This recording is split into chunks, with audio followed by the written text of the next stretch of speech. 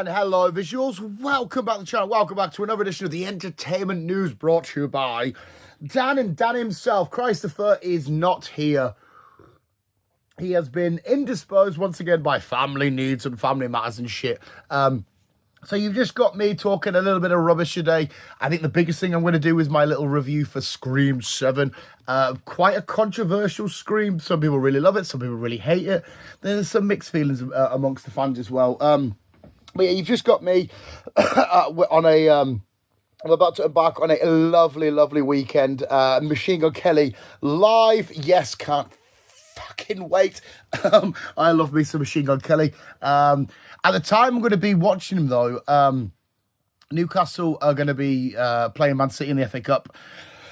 It's going to be stressful not being able to watch and see the result, whatever. So I'm going to walk out and be like, oh, sweet, we've probably been smashed off City anyway. But we're not here for football or MGK crack and all that kind of shit. Get to some game-related stuff quickly. I see Pokopia, whatever the fuck it's called, is taken over.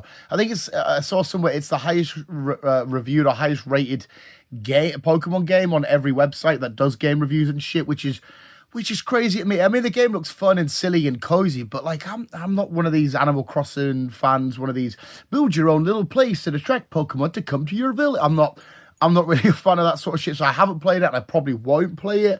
But if enough people keep raving about it, then maybe I have to fucking dip my toes in them kind of watters and shit. But we'll see what's happening there. Completely done with, well, not completely done, pretty much done with Fire Red, Leaf Green, played through both, smashed them off, got to finish a few dexes off and all that kind of stuff, got to wait for home to be compatible and whatnot. But anyway, it's been amazing. The Pokemon celebrations from their birthday a few weeks back, the 28th, whichever day it was, has been really fun. Some of the announcements, I'm looking forward to Winds and Waves without officially getting revealed. But anyway, before we get to news and all that kind of shit, and any trailers that we may or may not have seen, let's talk about Scream 7, because I am on the fence of, I absolutely adored this film until the end. Do we jump straight to the end? No, I don't think we jump straight to the end. So it's a typical, normal, sort of generic Scream. There's some ghost face killers about. There's some people dying. We need to recall on the legacy characters of Sydney and Gail Weathers and stuff. And we need to try and get to the bottom of this and who's doing it. But this time with a twist, because there's some AI at play, and people are thinking Stu's back from the grave and whatnot. And could he be coming back? Did he survive the TV attack in the first Scream? Spoiler, no, it is AI bullshit and stuff. I call that kind of stuff. But the biggest thing about the Scream films, for me at least anyway, I think a lot of fans, is the first kill. That's to set the tone of the film. The first kill, it's usually a bit more drawn out. It's a bit more dramatic. Sometimes a little bit more gory. Sometimes a twist of itself.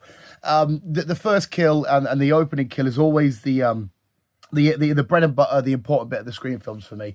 And this one absolutely nailed it. It was fucking awesome. So we get like this replica of the original Scream house, the Schumacher house, with all the stab stuff on display and an animatronic of Ghostface. But there's a few moments in this, because obviously the phone rings as well, and you have to do the whole trivia. It's the person that hosts this, like whatever, it's like an Airbnb type thing, ringing up the questions and who is the killer and so. And we're doing all that.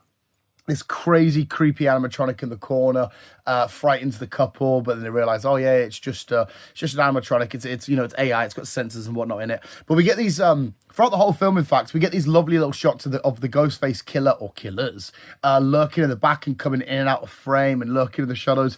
And it was probably one of the most visually eerie Screams we've had in a long, long while. That looks fucking awesome. I really, really appreciated some of the visuals in it and stuff.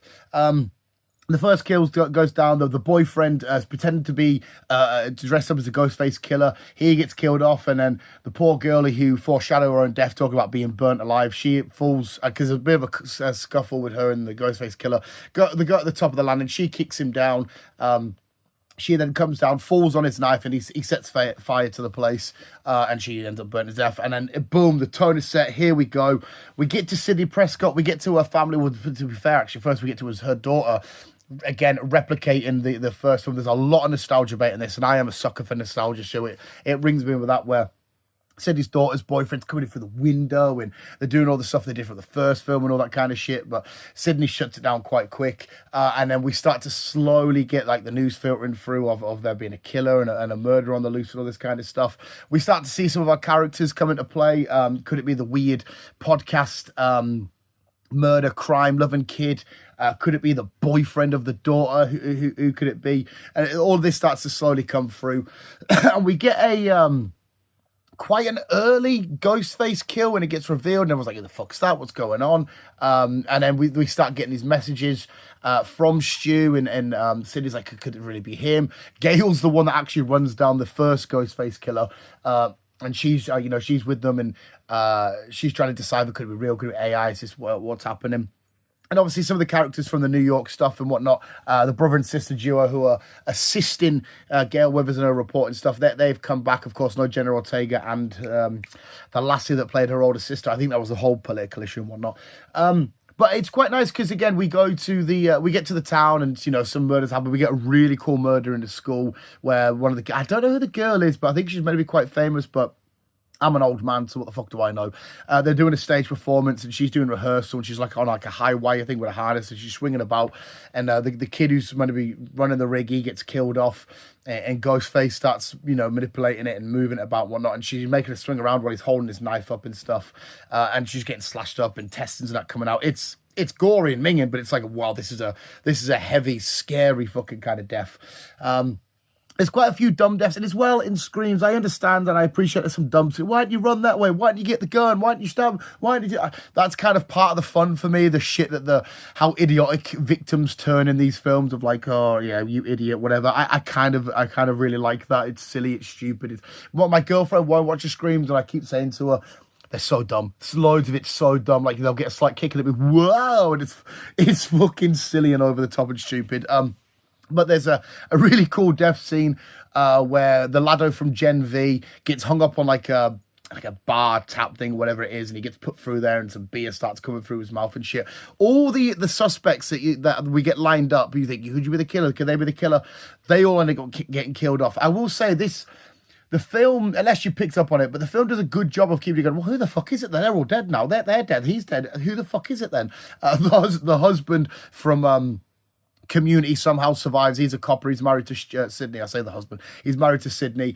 He gets stabbed up to fuck at this like first 20, 25 minutes.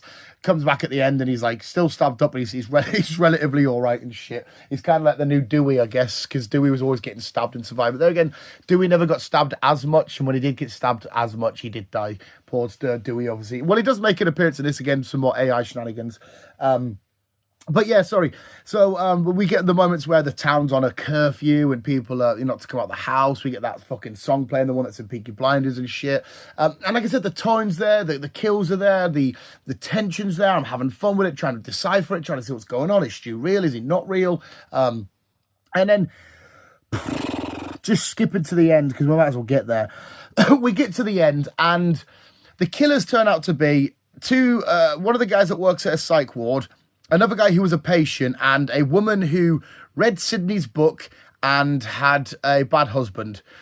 It's one of the biggest letdowns, probably in cinema history for me, but on a franchise that I love so much. But one of the biggest letdowns of a killer reveal and a motive. The overall motive was the two laddos are a bit mental, but she, this is Gen V's boy's mum. I can't remember her real life name now. She's in a lot of like silly stuff. She's played a lot of silly characters and stuff. She's usually quite funny in what she's in that.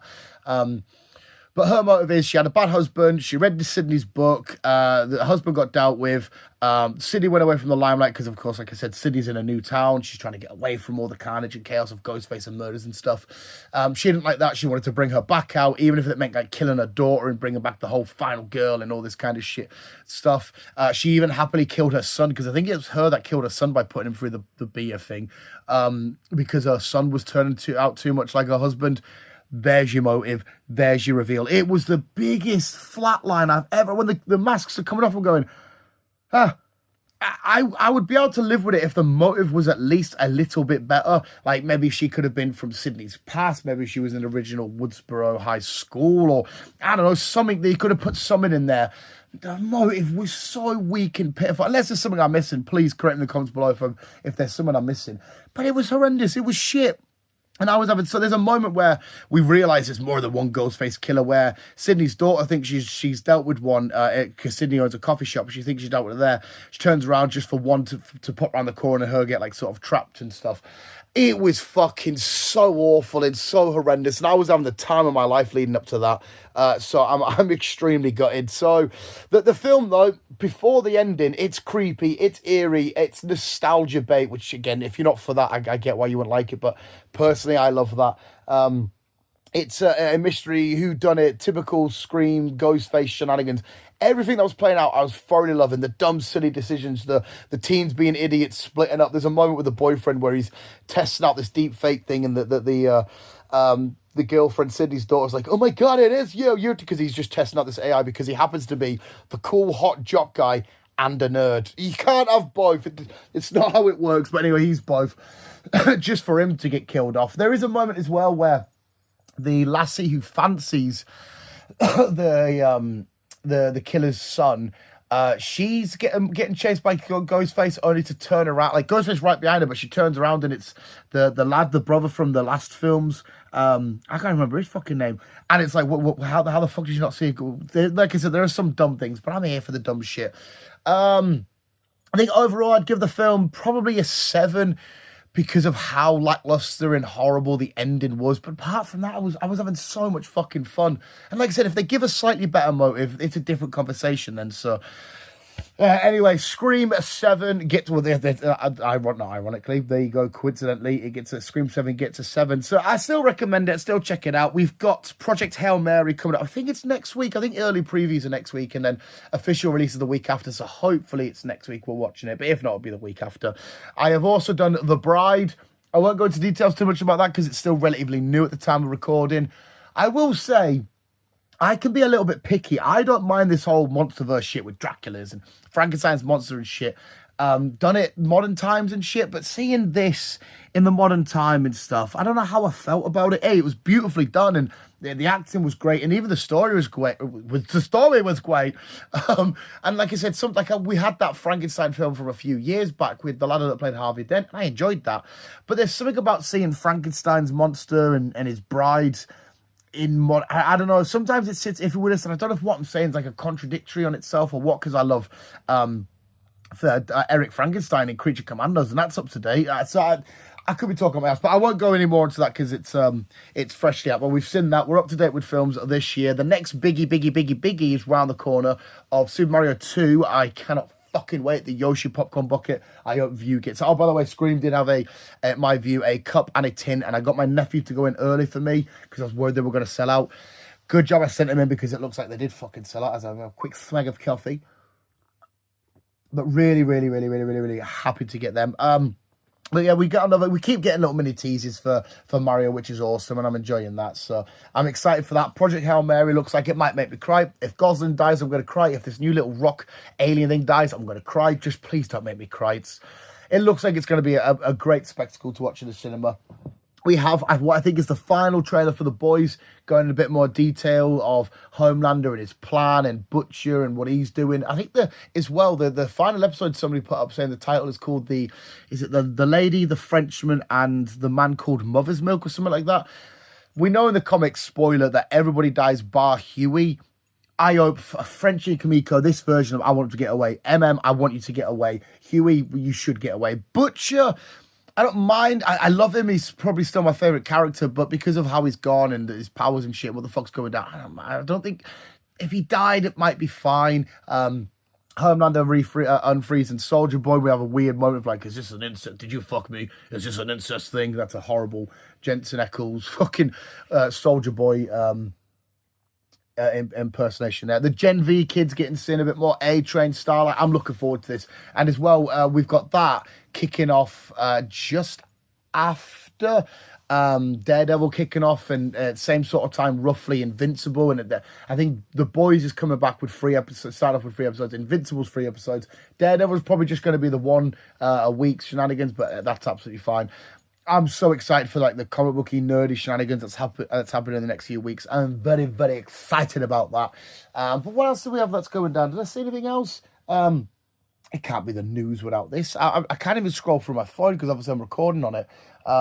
At top of my head, I didn't see anything crazy. I am still adamant that Night of the Seven Kingdoms is going to be on the top of my end of year list where we talk about our favourite shows and stuff like that.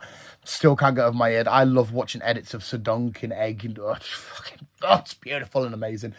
Quick correction with Chris as well. Last week, and my girlfriend, who was a much bigger Game of Thrones nerd, and obviously way more than I am, because I'm a casual fan at best. I don't really like Game of Thrones all too much, but I enjoyed House of Dragon and Duncan Egg. Chris said that season 3 of House of Dragons that's it. But she's seen somewhere and read somewhere that it's apparently going to be 2 more seasons. Well, this season 3 and season 4, then it's going to be done, which I think as well makes a bit more sense from what she's told me and what story-wise is going to happen and go down and play out. There's a few more things to happen. I don't know if they can cram it in this of one more season, but we'll see anyway. And the alleged Aegon the Conqueror. You Targaryen, your names confuse me. I know the Game of Thrones fans gets confused because everyone's called the same and shit. The Conquest or whatever, allegedly going to be a film, but I didn't know this. My girlfriend said that George Martin is apparently they're going to have a Broadway or a play or a show of it, which sounds quite cool. I'm assuming it'd be kind of like what Vecna had with the Stranger Things before the final season come out. I assume it might be that. I did ask her, as a Game of Thrones fan, do you want to see a film or a show, whatever it's going to be, of the Conquest? And she didn't seem too happy about that. Again, she's got way more knowledge as to why. But for me, as somebody that knows next to nothing about this world, I just know that Sir Duncan is the greatest of all time. He is the GOAT. I know that... I am curious to see them coming from... why am I even talking about this? I don't know what I'm saying. Come from Valeria to Westeros to say, because whatever happened in Valeria, the place went to shit or something, and they come over and they, get the Starks and the Baratheons and the Lannisters all together and they chill everybody out or whatever it is the fuck they're doing. I personally don't mind that, but if a Game of Thrones fan's saying... it probably won't make for the best thing ever. I'm going to take heed of it because, again, they have no fucking knowledge. I have no fucking knowledge. But anyway, yeah. So canoes wise, I think that might be it. I think it might be quite a short one this week because I've seen a couple of trailers, and that's it. I actually don't think anything massively monumental has happened. A few more little sneak peeks at Legacy of the Dark Knight, the new Lego Batman game, which I can't fucking wait for. I thought it was out in March, it's out in fucking May. Bastards. Yeah, I think that's about it. We'll wrap it up anyway because it's just me harping on. I've got a few more bits and bobs to do. And plus, whenever I do solo videos, I always think people are just going to get... I do a solo one. Dan Talking Crap over on Spotify. Go check it out. A solo one over there. And I just think I'm an annoying bastard. I'm a fucking annoying freak.